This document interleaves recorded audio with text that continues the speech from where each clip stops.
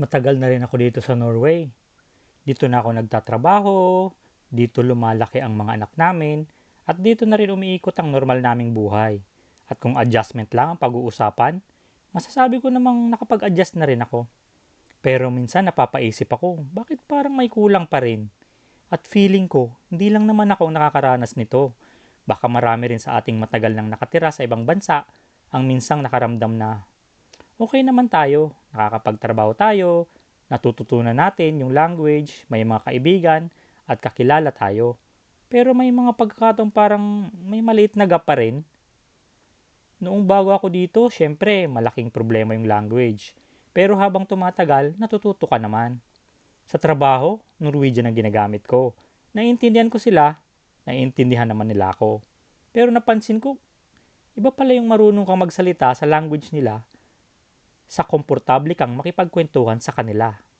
Kasi hindi naman words lang ang conversation, may humor, may common interest. May mga bagay silang kinalakihan na hindi natin kinalakihan.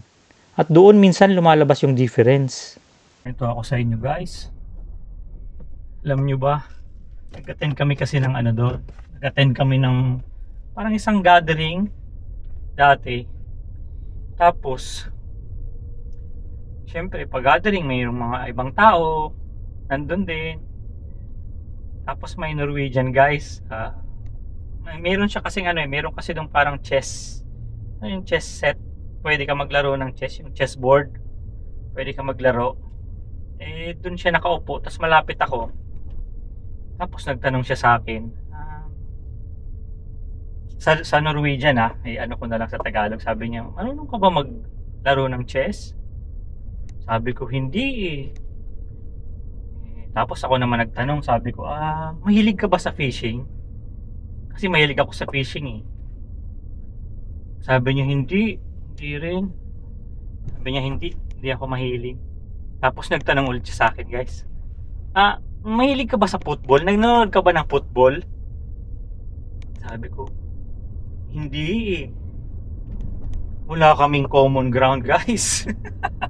So parang gusto sana namin mag-uusap, parang icebreaker ba para may mapag-usapan, kaya lang wala kaming in common. So ganoon nangyari.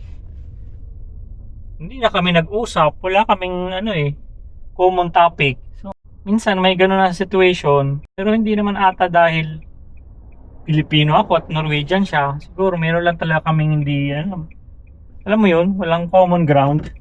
Pero di naman lahat. Meron ding iba na walang awkwardness kasi nga maganda yung flow ng conversation nyo. Meron kayong common na commonality.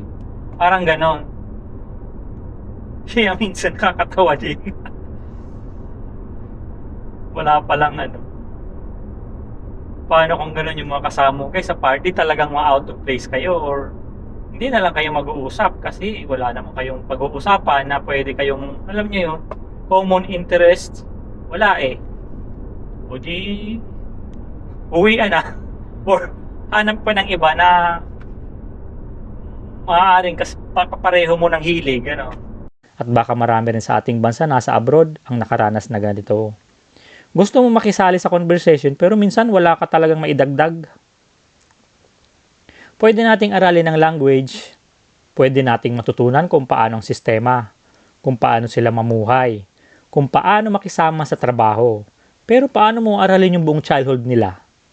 Yung mga palabas na pinapanood nila noong bata pa sila, mga sports na sinusundan nila, mga personalities na kilala ng lahat dito, mga expression, mga jokes, mga experiences na normal sa kanila, pero hindi natin naranasan. Minsan nga, naiintindihan ko naman yung bawat salitang sinasabi. Tapos, nagtawanan silang lahat. Ako rin, nakangiti. Pero sa isip ko, ano kaya nakakatawa?